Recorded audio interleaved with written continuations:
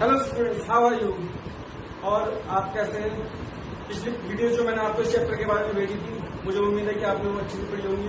तो अब मैं आपसे पूछता हूँ कि आपने पिछले चैप्टर में, इस चैप्टर में पिछले वीडियोज में क्या क्या पढ़ा, बताइए आप जरा। ठीक है, मैं बताता हूँ आपको कि मैंने जो पिछले वीडियोस भेजे थे उसमें हमने magnetic effect of electric current के बारे में वीडियो भेजा था। उसके अलावा अगर कोई चार्ज पार्टिकल किसी यूनिफॉर्म मैग्नेटिक फील्ड में मूव करता है तो इसके ऊपर कितना फोर्स लगता है। ये हमारा फर्स्ट वीडियो था इस चैप्टर का। सेकंड वीडियो में मैंने बायट-सैवर्ट लॉ और उसकी एप्लीकेशंस के बारे में बताया था आपको।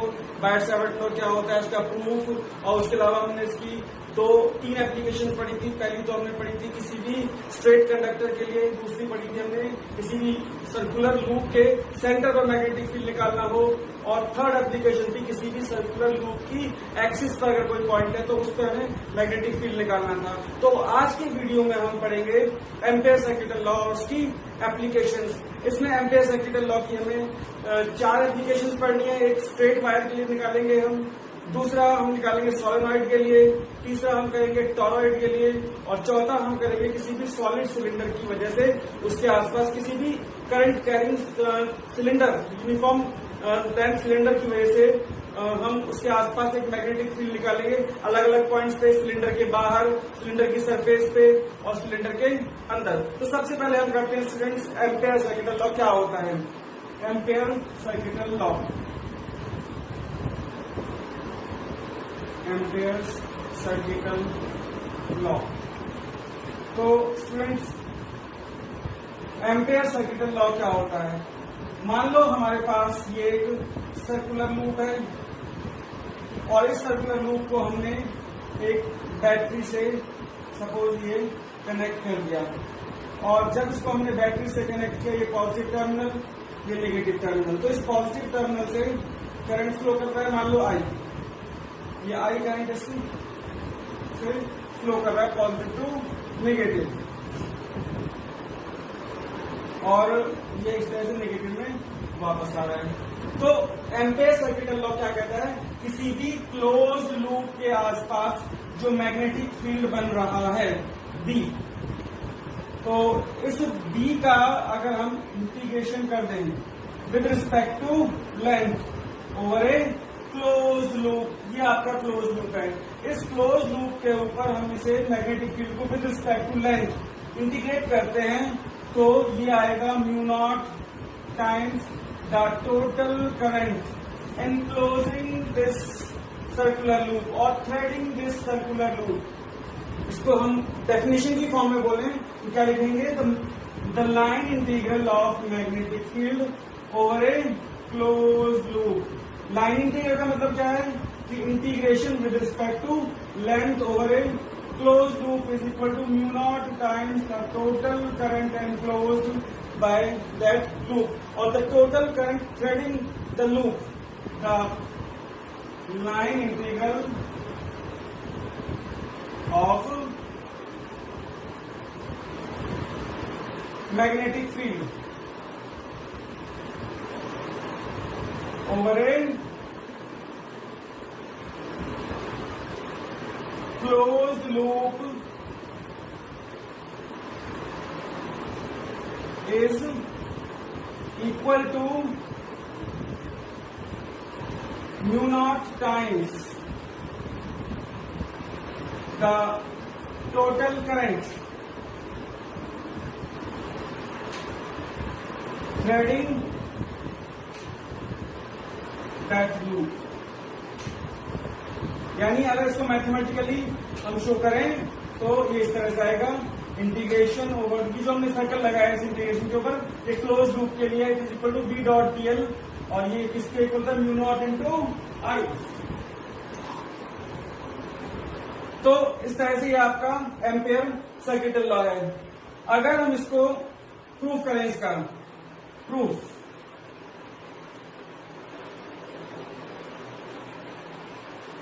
हम क्या करते हैं, इस पूरे इसका एक स्मॉल एरिया लेते हैं आपका, तो सपोज यहां लेते हैं इसका एरिया डीएल, सॉरी लेंथ, ए से लेकर के बी तक, ये एक स्मॉल लेंथ ले ली एल, और हमें मालूम है कि अगर जिस डायरेक्शन में करंट जा रही है उस पर अगर टेंजेंट डाल दें इस तरफ ऐसे, तो ये मैग्नेटिक फील्ड की डायरेक्शन होगी बी। तो अगर हम इसका लेफ्ट हैंड साइड ले लेते हैं, टेकिंग LHS, तो कितना आ जाएगा हमारे पास में, integration over B dot DL is equal to, इसका डॉट प्रोडक्ट ओपन कर देंगे हम। आप यहां से देख सकते हो कि मैग्नेटिक फील्ड की डायरेक्शन ये है और आपने लेंथ भी इस तरफ ली है, तो इन दोनों के बीच में ट्रायंगल बनेगा, वो 0 डिग्री बनेगा। ये हो जाएगा इंटीग्रेशन B DL, ये आपका वेक्टर हट जाएगा, हम डॉट प्रोडक्ट खोल रहे हैं, B DL cos 0 डिग्री, और cos 0 की वैल्यू कितनी होती है, 1 होती है। तो ये आ जाएगा कितना हमारे पास में, integration over close loop B DL। अब देखो स्टूडेंट, ये जो हमने लिया स्मॉल लेंथ कंडक्टर लिया है, और पीछे हमने जब बाइट-सेवर्ट लॉ की एप्लीकेशन की थी स्मॉल लेंथ कंडक्टर के लिए, तो स्मॉल लेंथ कंडक्टर के लिए हमारा जो आता है लगभग जो हमारा पॉइंट होगा इसकी सेंटर के आसपास ही होगा। तो ये कितना हो जाता है हमारे पास में, integration mu naught upon 4 pi 2I upon, इसका ये सेंटर मान लो O और रेडियस इसका हम मान लेते हैं R, तो 2I upon R into DL। तो इसका मतलब ये आपका इंटीग्रेशन B डॉट DL कितना आ जाएगा हमारे पास, B dot DL is equal to कितना आ गया हमारे पास में, mu naught upon 4 pi 2I upon R, इसको हम बाहर निकाल लेंगे और इंटीग्रेशन कर रहे हैं विद रिस्पेक्ट टू L, ये DL आपका अंदर आ जाएगा। तो कितना आ जाएगा हमारे पास, mu naught upon 4 pi 2I upon R और इंटू में DL का इंटीग्रेशन L। अब देखो ये सर्कुलर लूप है, इसकी मिनिमम लेंथ 0 और कंप्लीट लेंथ 2 पाई R, तो लिमिट हम लगा देंगे 0 से 2 पाई R। तो कितना आ जाएगा हमारे पास में, mu naught upon 4 pi 2I upon R into upper limit minus lower limit, तो ये कितना आ जाएगा, 2 पाई R माइनस 0, तो 2 पाई R आ जाएगा। तो कितना आ गया हमारे पास, 2 2 जा 4, 4 से ये 4 कैंसिल, पाई से पाई कैंसिल, R से R कैंसिल, तो कितना बच गया हमारे पास, म्यू नॉट I। तो इसका मतलब ये आ गया integration over close loop B dot DL is equal to mu naught into I। तो ये हमारा it implies LHS is equal to RHS, hence prove.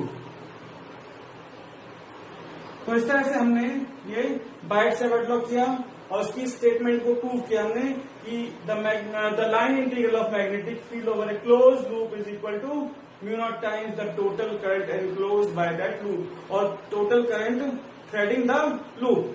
तो ये था हमारा बाइट-सेवर्ट लॉ। नेक्स्ट स्टूडेंट हम इसमें करेंगे एम्पेयर-सर्किटल लॉ। एम्पेयर-सर्किटल लॉ की हम एप्लीकेशंस करेंगे। पहले हम करेंगे इनफाइनाइटली लॉन्ग स्ट्रेट कंडक्टर की वजह से किसी पॉइंट पर इलेक्ट्रिक फील्ड निकालेंगे।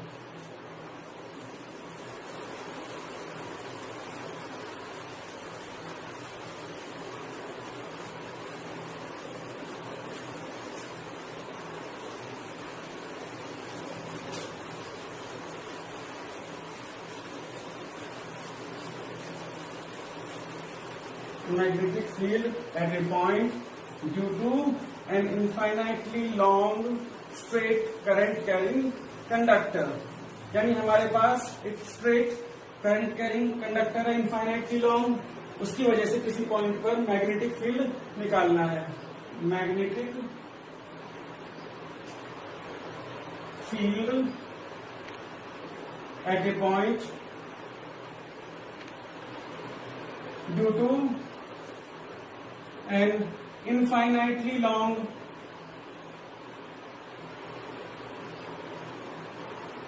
straight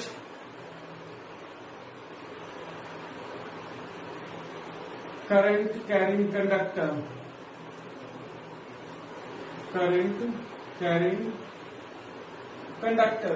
यानी हमारे पास एक इनफाइनाइटली लॉन्ग कंडक्टर है जिसके अंदर से करंट फ्लो कर रहा है, स्ट्रेट कंडक्टर है, तो उसकी वजह से हमें किसी पॉइंट पर मैग्नेटिक फील्ड निकालना है। मान लो हमारे पास ये स्ट्रेट कंडक्टर है, और क्योंकि ये इनफाइनाइटली लॉन्ग है इसलिए इसको ऐसे हम ऊपर नीचे दोनों पर डॉटेड लाइन बना देंगे, क्योंकि ये शो कर रहा है कि ये इनफाइनाइटली लॉन्ग कंडक्टर है। इसके अंदर से सपोज कितना करंट फ्लो कर रहा है, आई करंट फ्लो कर रहा है। अब according to right hand thumb rule अगर इसको हम ऐसे देखें तो इस पॉइंट पर मान लो हमें पी पॉइंट है, ये इस पी पॉइंट पर मैग्नेटिक फील्ड निकालना है जो कि इस कंडक्टर से इसकी परपेंडिकुलर लेंथ जो है वो आर है।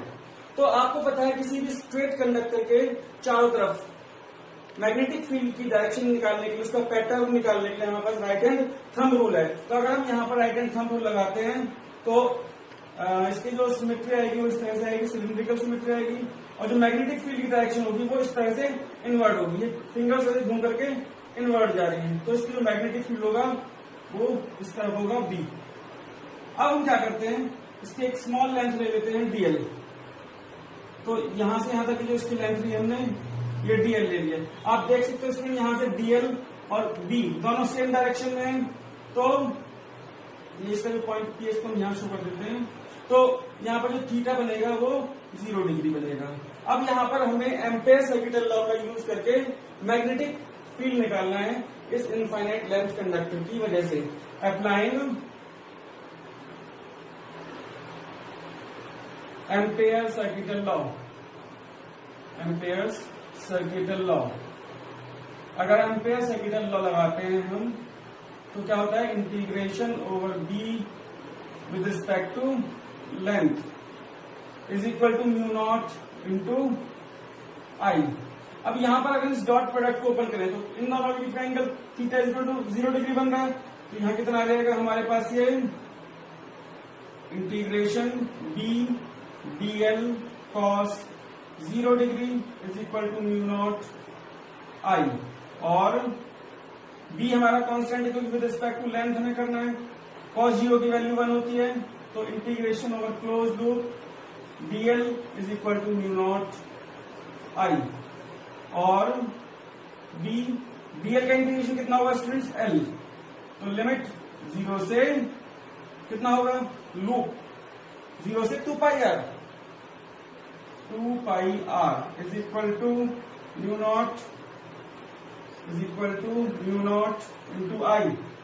अब आप यहाँ पे लिमिट पुट कर दोगे तो b into upper limit minus lower limit करोगे तो b into 2 pi R is equal to mu naught I. इसका मतलब ये हुआ कि b इज इक्वल टू आ गया हमारे पास mu naught I upon 2 pi R. तो ये आ गया हमारे पास मैग्नेटिक फील्ड का।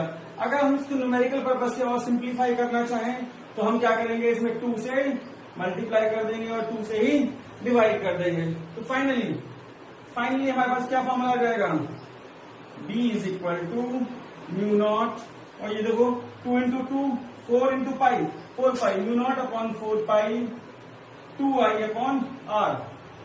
तो ये हमारे पास किसी भी स्ट्रेट कंडक्टर की वजह से स्ट्रेट इनफाइनाइट लेंथ, ये तो ये फॉर्मूला हमारा जो हमने बायट-सैवर्ट लॉ में एक स्पेशल केस किया था कि जब जो पॉइंट है जिस पॉइंट पर हमें मैग्नेटिक फील्ड निकालना है वो सेंटर के क्लोज होता है। यहाँ पर आप देख सकते हो ये इनफाइनाइट लेंथ है कंडक्टर की, तो ये जो हम मान लेते हैं बीच वाला पोर्शन मान लेते हैं कि जो पॉइंट है लगभग इसके सेंटर के क्लोज है, तो ये हमारा स्मॉल लेंथ कंडक्टर के लिए सेंटर के जो नजदीक फॉर्मूला निकाला था हमने उसका वो वाला फॉर्मूला आ गया हमारा यहाँ पर। तो ये हमारा किसी भी इनफाइनाइट लेंथ कंडक्टर की वजह से magnetic field by using the ampere circuital law. अब हम इसकी सेकंड एप्लीकेशन करेंगे कि हमारे पास एक सॉलिड सिलेंडर है, इनफाइनाइट नहीं है लेकिन लेंथी कंडक्टर है, एक लेंथी कंडक्टर है, लॉन्ग कंडक्टर है, सिलिंड्रिकल शेप का है, उसकी वजह से हमें किसी पॉइंट पर मैग्नेटिक फील्ड निकालना है। Magnetic field at a point due to a long solid cylinder.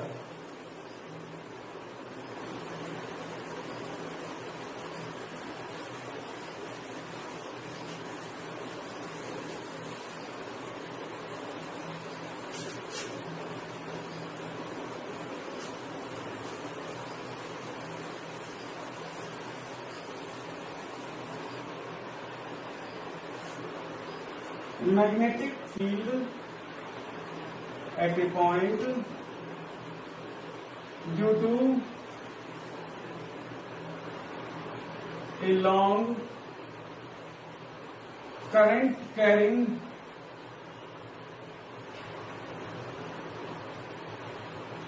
Cylinder.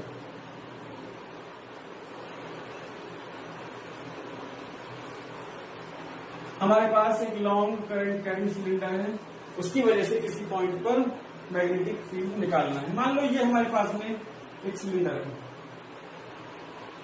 ये एक सिलेंडर है सपोज, और इसकी जो लेंथ है सपोज एल है, यहां से और यहां से, और ये सेंटर है इसका ओ डैश, ओ डैश, और इसका रेडियस जो है वो आर है, और इसके अंदर से ये इसका एक्सिस है सपोज,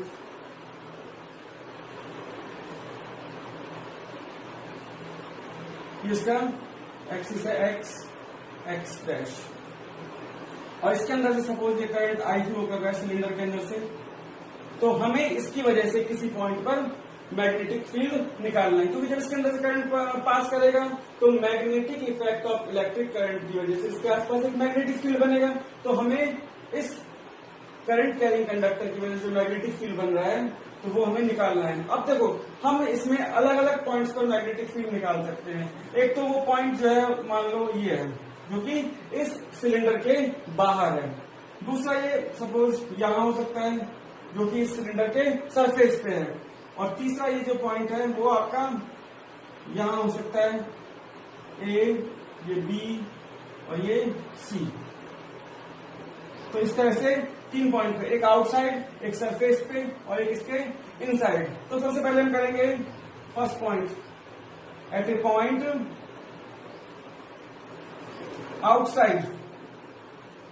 आउटसाइड द सिलेंडर। तो स्टूडेंट्स सबसे पहले हम क्या करते हैं कि हम इसको मिला देते हैं। सपोज ये डिस्टेंस है यहां से यहां तक की, ये स्मॉल आर है, तो अब ये जो आप डिस्टेंस निकाल रहे हैं वो आर जो है वो रेडियस से ज्यादा है, तो यहाँ पर small R is greater than capital R. ये जो कैपिटल आर है वो इसका रेडियस है, और ये स्मॉल आर है वो पॉइंट है जिस पॉइंट पर हमें मैग्नेटिक फील्ड निकालना है। तो हम क्या करते हैं, इस एक्सिस से यहां से इस पॉइंट ए की डिस्टेंस को रेडियस लेकर के हम इसका एक इस तरह से सर्कल ड्रॉ कर देते हैं, और इसके ऊपर हम एक स्मॉल लेंथ ले लेते हैं, ये कितनी ले लेते हैं, सपोज डीएल ले लेते हैं, और अगर यहाँ पे हम इसके ऊपर एक टेंजेंट ड्रॉ कर दें तो ये टेंजेंट है वो आपका मैग्नेटिक फील्ड की डायरेक्शन को शो करेगा, क्योंकि इस तरह देखो आप राइट हैंड थंब रूल जब हम लगाएंगे तो मैग्नेटिक फील्ड जब घूम करके ऐसे उंगलियां हमारे अंदर तक जा रही है तो ये inward inside the plane of the board, ये मैग्नेटिक फील्ड इनसाइड होगा। तो अब हमारा यहाँ पर हमें मैग्नेटिक फील्ड निकालना है by using Ampere circuital law. Applying Ampere circuital law,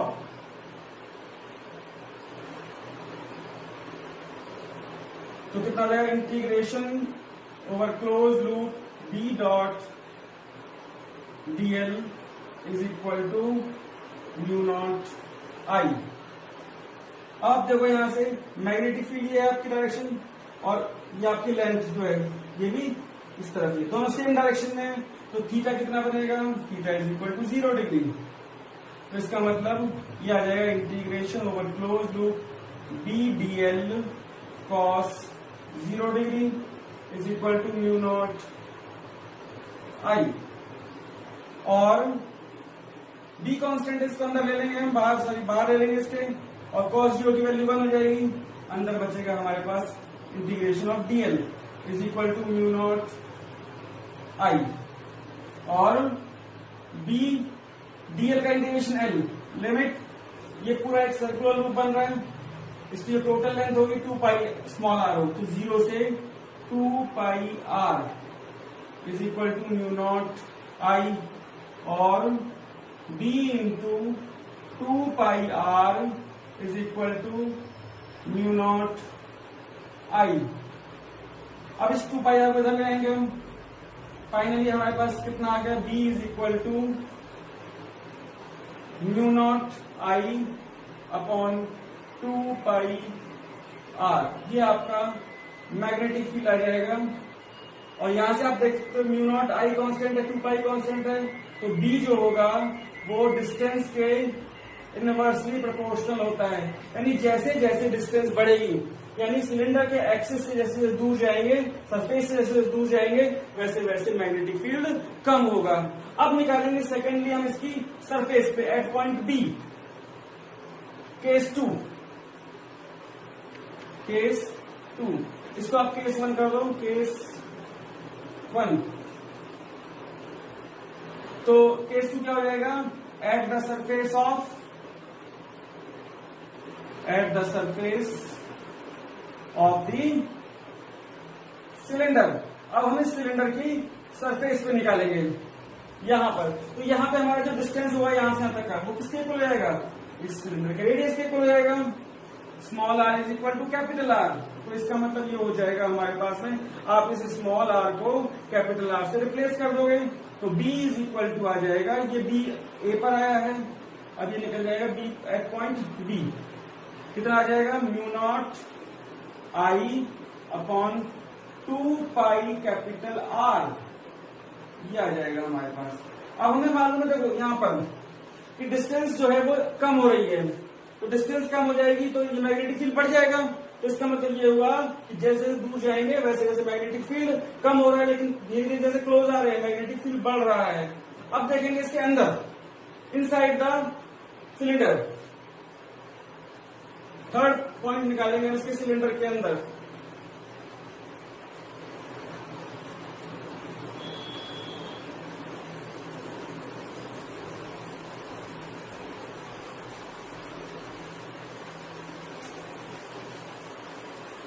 third, case 3, at a point inside the cylinder, cylinder के अंदर। तो ये जो मान लो इस पॉइंट पे निकाल रहे हैं, यहां से आते डिस्टेंस स्मॉल आर ले लेंगे, तो जो स्मॉल आर है वो कैपिटल आर से स्मॉल हो जाएगी, small R is less than capital R. अब आप देखो यहां पर कि जब ये यहां पर थी सरफेस के ऊपर, तो एरिया कितना था, पाई आर स्क्वायर, और ऐसे ही यहां पर था, जब पॉइंट यहां पर था तो बाहर भी करंट उतना ही रहेगा। तो when the area of cross section is pi r square, then current flowing through the cylinder, current flowing through the, पहले इसको कैपिटल आर के लिए लिखते हैं, flowing through the cylinder is equal to I। जब ये पूरा हम लेते हैं ओरिजिनल सिलेंडर जो है सरफेस के साथ में, तो यहां पर करंट आई था, और अभी आप यूनिटरी मेथड लगाएंगे, when the unit area is unit, then current following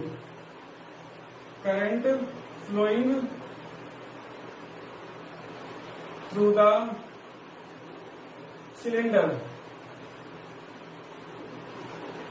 is equal to कितना हो जाएगा आपका, आई अपॉन में pi R square, unitary method. और अब अगर हमारे पास हम अंदर लेते हैं, यहां लेते हैं, तो ये आपका ऐसे हो जाएगा, मान लो इसका जो रेडियस है वो आर डैश है यहां पर, तो कितना हो जाएगा हमारे पास में, and if the area is pi r dash square, then current through the cylinder will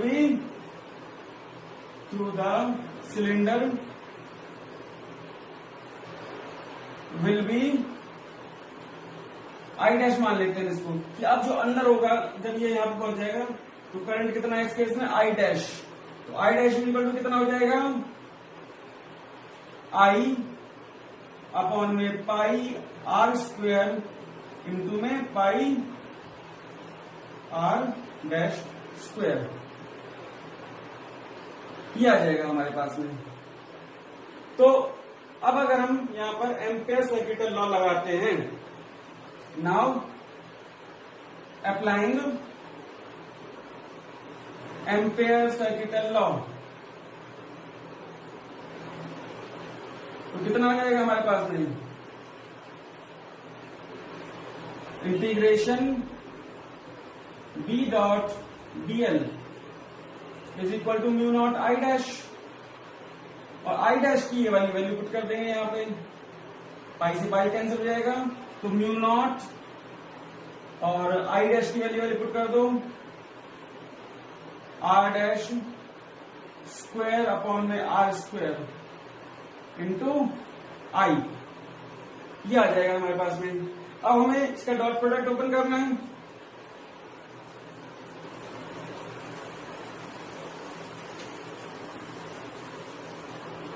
अब यहां से आप देखो कि जैसे हमने लेंथ मान ली थी, यहाँ पे एक स्मॉल लेंथ ले लेंगे डीएल, तो मैग्नेटिक फील्ड इस तरफ हो जाएगा बी, तो कितना आ जाएगा हमारे पास में as theta is equal to 0 degree, तो इसका मतलब हमारे पास कितना आ गया integration B DL cos 0 degree is equal to mu naught upon 4 pi, mu naught upon 4 pi नहीं आएगा यहाँ पे, म्यू नॉट आर डैश का स्क्वायर अपॉन में आर स्क्वायर इंटू आई, और हम ये कॉस 0 का वैल्यू 1 पुट कर देंगे, बी बाहर आ जाएगा हमारा, और integration of dl is equal to mu naught R dash square upon R square into I, और यहां से डी डीएल का इंटीग्रेशन एल हो जाएगा लिमिट 0 से 2 पाई आर डैश, तो कितना आ जाएगा हमारे पास ये म्यू नॉट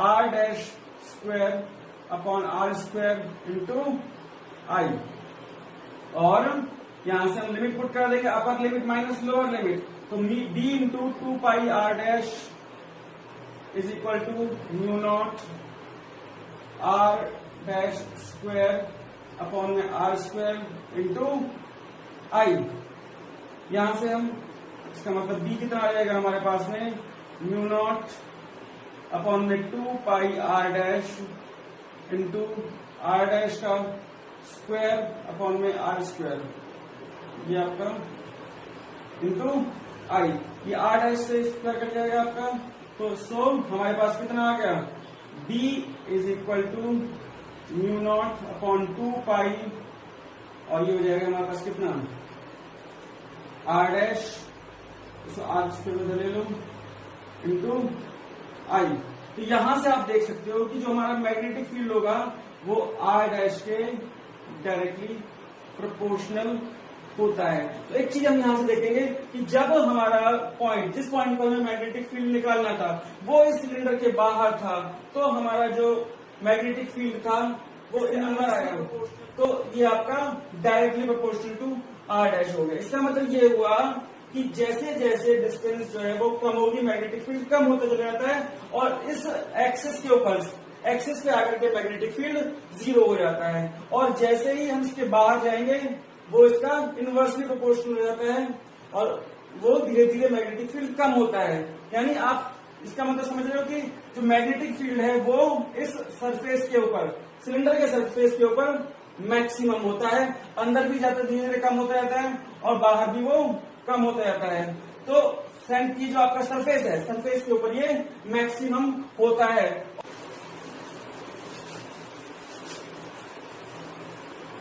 पहले हम पढ़ते हैं कि सोलेनॉइड क्या होता है, फिर उसकी वजह से मैग्नेटिक फील्ड निकालेंगे। सोलेनॉइड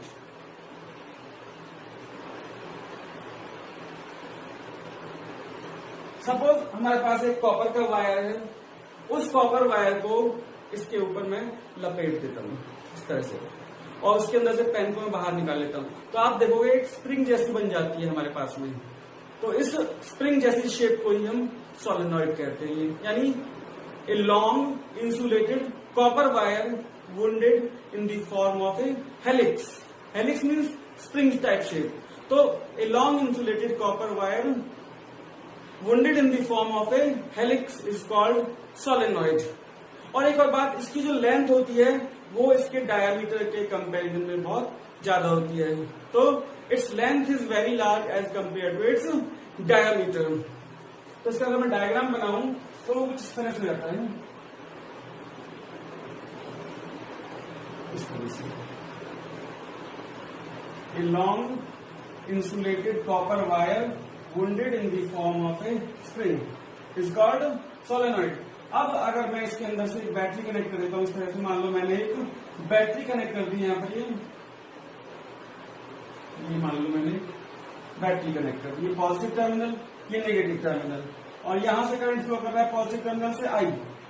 तो आप देख सकते हो इसमें यहां से करंट ऊपर जाएगा ऐसे, और फिर घूम करके इस टर्न से नीचे आएगा, तो यहां से घूम करके ऊपर जाएगा। ऐसे ही हर टर्न के साथ होगा, यहां से फिर नीचे आ जाएगा, फिर घूम करके ऊपर जाएगा इस तरह से, फिर यहां से नीचे आएगा और यहां से घूम करके ऊपर जाएगा। ऐसे ही सभी के साथ होगा, इस तरह से नीचे आएगा फिर यहां से ऊपर जाएगा, इस तरह से सभी के साथ में, और यहां से फाइनली ये नीचे आएगा, करंट आई इस तरह से आएगा, और यहां से ये वापस नेगेटिव टर्मिनल में चला जाएगा। अब आपको पता है कि जब इसके अंदर से करंट फ्लो करेगा तो एक मैग्नेटिक फील्ड जनरेट होगा। अब स्टूडेंट्स मैं अगर हर एक वायर की एक स्मॉल लेंथ ले लूं मैं यहां से यहां तक, और इसको मैं राइट हैंड थंब रूल से इसकी डायरेक्शन निकालूं, तो आप देख सकते हो कि यहाँ पे करंट ऊपर की तरफ जाएगा, तो मेरा थंब ऊपर की तरफ है और फिंगर्स ये नीचे की तरफ आ रही है, ये इनवर्ड आ रही है। और अगर मैं इस तरफ देखूं यहाँ से, ये वाला यहाँ पर देखूं, यहाँ पर मैं लगाऊं ऐसे, तो ये घूम करके क्या होगा, ऊपर की तरफ आ रही है। तो एक वायर की एक तरफ, एक ही लूप में, एक सिंगल लूप में एक तरफ करंट की डायरेक्शन अपवर्ड है, इसकी वजह से मैग्नेटिक फील्ड की डायरेक्शन इनवर्ड होगी, और ये जो डाउनवर्ड है यहाँ पर, इसकी वजह से अपवर्ड होगी। तो एक ही लूप में एक बार डायरेक्शन मैग्नेटिक फील्ड की अपवर्ड होगी, एक बार डाउनवर्ड होगी, तो वो एक दूसरे को क्या कर देंगी, कैंसिल कर देंगी। ऐसे ही हर एक लूप के साथ होगा, यहाँ भी ऐसे ही होगा, यहाँ भी ऐसा ही होगा, और इसके अंदर हर एक लूप में ऐसा ही होगा कि करंट की डायरेक्शन एक बार अपवर्ड होगी, एक बार डायरेक्शन डाउनवर्ड होगी, दोनों का मैग्नेटिक फील्ड एक दूसरे के अपोजिट होगा, इसलिए वो कैंसिल कर देगा। तो किसी भी सोलेनॉइड के सेंटर पे, सेंटर में मैग्नेटिक फील्ड निकालने के लिए, यहाँ पर सेंटर में मैग्नेटिक फील्ड निकालने के लिए हम क्या करेंगे, राइट हैंड पाम रूल का यूज करेंगे। तो करंट आपका कैसे आ रहा है, तो हम ऐसे मैग्नेटिक फील्ड की डायरेक्शन इस तरफ होगी, इसके अंदर देखेंगे तो इसमें भी मैग्नेटिक फील्ड की डायरेक्शन इस तरफ होगी, तो सभी के अंदर मैग्नेटिक फील्ड की डायरेक्शन इस तरह से होगी डी। तो इसका मतलब ये हुआ कि किसी भी सोलेनॉइड के अंदर आप अगर करंट पास करता है तो जो मैग्नेटिक फील्ड होगा वो उसके आसपास जीरो होता है, और सारा जो करंट होता है वो उसके टर्न्स के अंदर होता है। तो मैं अगर इसकी डेफिनेशन लिखूं, ए long insulated copper wire wounded in the form of a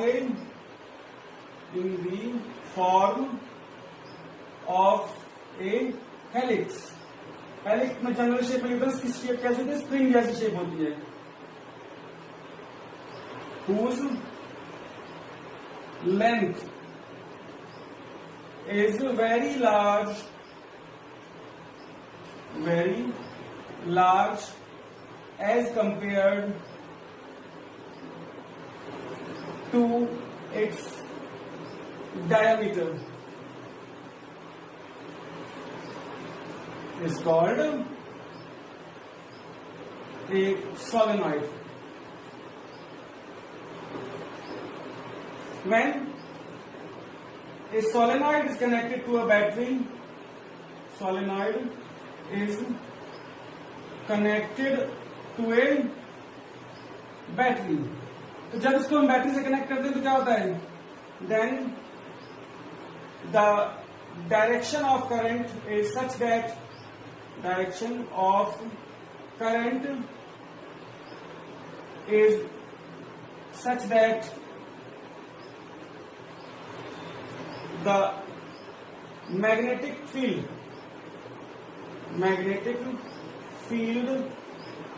around the turns of the solenoid is zero.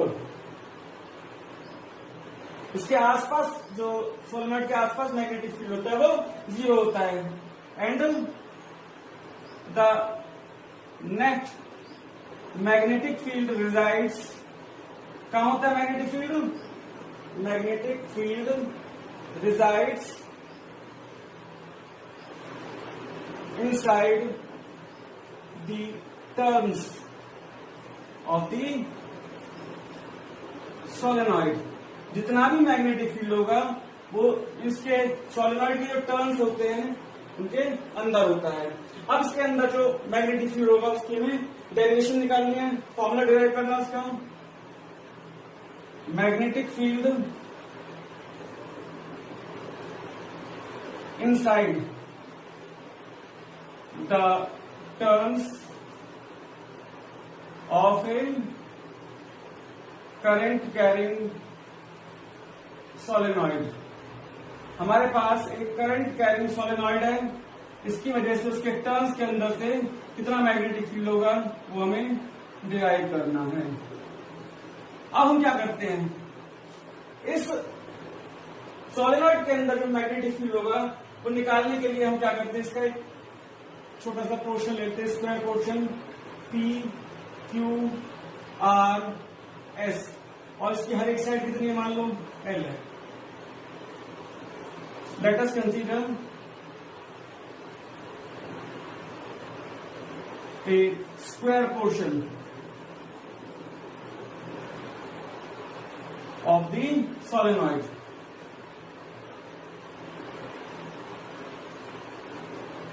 Of each side L. Let number of turns per unit length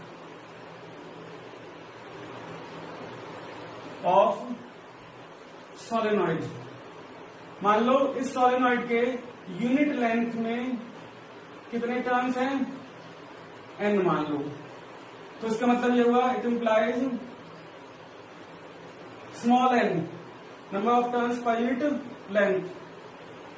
ये आपका number of turns per unit length आ गया। ये यहाँ पर capital N क्या है, total number of turns हो जाएंगे, तो यहां पर आपका कितना रहेगा, n is equal to n into L, ये टोटल नंबर ऑफ टर्न्स हो गए। अब हर एक टर्न के अंदर कितना करंट फ्लो कर रहा है, आई, तो टोटल करंट इस लेंथ एल में से कितना पास करेगा, as current through each turn is equal to I. So total current through length L is equal to NLI। एक टर्न के अंदर से इतना करंट, तो टोटल नंबर ऑफ टर्न्स, एक टर्न के अंदर इतना करंट है, इतने टोटल नंबर ऑफ टर्न्स, तो टोटल करंट इतना पास करेगा। अब हम यहां पर क्या करेंगे, एम्पियर सर्किट लॉ अप्लाई कर देंगे। नाउ सेपरेट कर देता हूं, now applying ampere circuit law, ampere circuital law, तो कितना हो जाएगा, B dot DL over a close loop, इस पूरे लूप के अंदर पी क्यू आर एस के अंदर, यहां पे मैं लिख देता हूं पी क्यू आर एस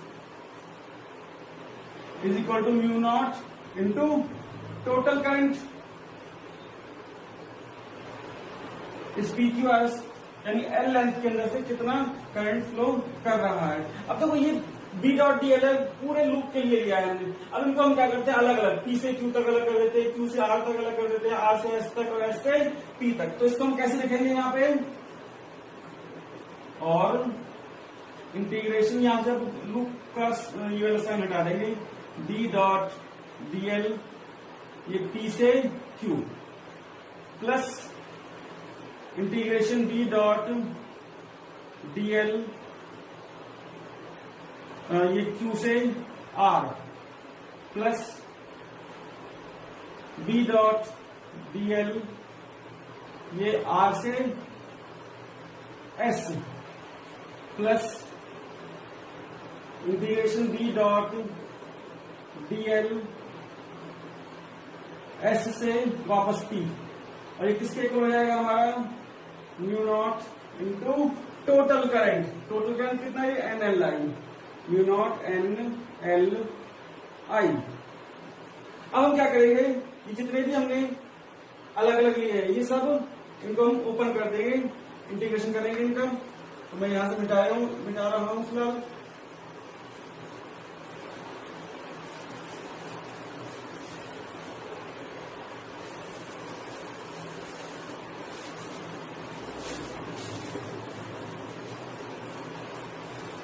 तो स्टूडेंट्स आप देख सकते हो, पहले मैं इसके लेता हूं B dot D L P2Q, ये लेंथ ऐसे है और मैग्नेटिक फील्ड इधर है।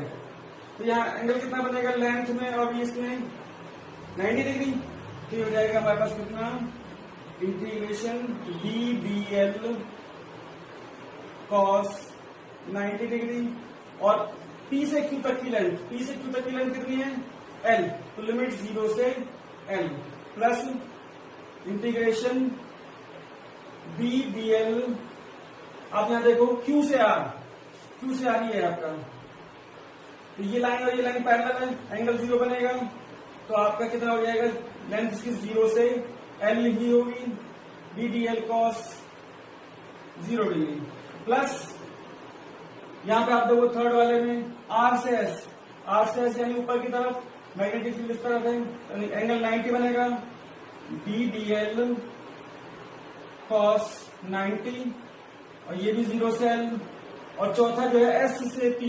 ये देखो आप इसमें एक चीज ध्यान रखना स्टूडेंट, ये जो S to P है ये सोलेनॉइड से बाहर है, सोलेनॉइड यहां तक है। तो ये जो इसके बाहर है यहां मैग्नेटिक फील्ड 0 हो जाएगा। तो यहां पर इंटीग्रेशन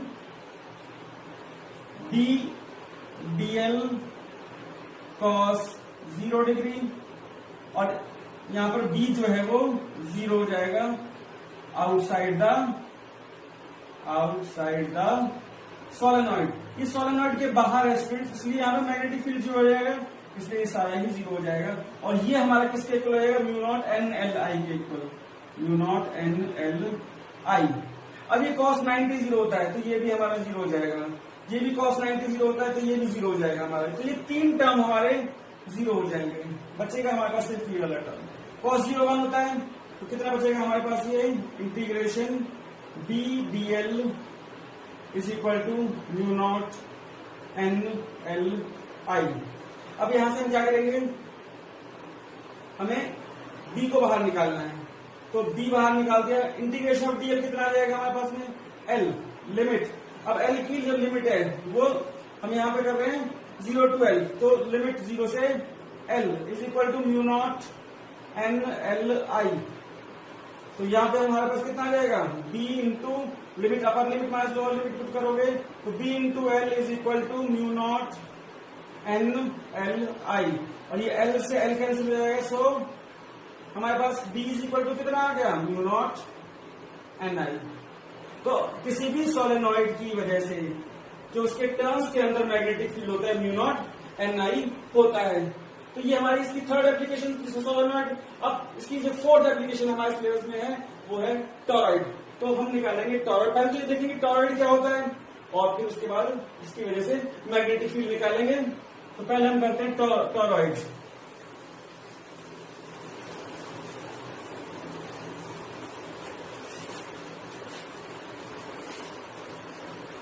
बेसिकली स्टूडेंट्स टॉरॉइड जो है वो एक स्पेशल टाइप ऑफ सोलेनॉइड ही होता है, या आप कह सकते हो कि टॉरॉइड जो है वो सोलेनॉइड ही होता है, लेकिन इसकी शेप जो है वो थोड़ी डिफरेंट होती है। अभी हम डिस्कस करेंगे, मैं आपको समझाता हूं यहाँ पर कि टॉरॉइड क्या होता है।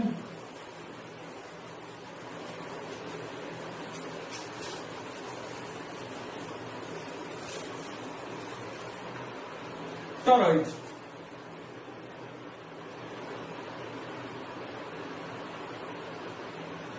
स्टूडेंट्स अभी हमने पीछे पढ़ा है सोलेनॉइड। सोलेनॉइड क्या होता है कि एक लॉन्ग इंसुलेटेड कॉपर वायर वो एक स्प्रिंग की फॉर्म में, हेलिक्स की फॉर्म में लपेटा गया हो तो वो एक सोलेनॉइड होता है। अगर मैं एक सोलेनॉइड को इस तरह से एक सर्कल की फॉर्म में लपेट, मान लो सोलेनॉइड बना है हमारा, इसको मैं मोड़ करके एक सर्कल जैसा बनाया था इस तरह का,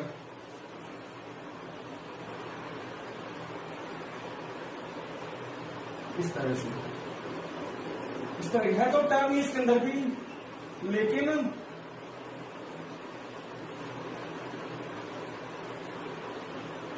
इस तरह से हमने एक सर्कल की फॉर्म में कनेक्ट कर दिया और इसके अंदर एक बैटरी लगा दी इस तरह से। तो ये जो सर्कल की शेप की सोलेनॉइड होती है वो टॉरॉइड कहलाती है। इस circular solenoid is called torrid. और क्योंकि ये सर्कल की फॉर्म में और सर्कल का कोई एंड नहीं होता, इसलिए इसे हम एक एंडलेस सोलेनॉइड भी कह देते हैं। अगर मैं यहाँ करंट इसको एक बैटरी से कनेक्ट कर देता हूँ, करंट इसके अंदर से आई फ्लो कर रहा है, तो ये इस तरह से इसके अंदर फ्लो करेगा और यहाँ से वापस आ जाएगा इसके अंदर।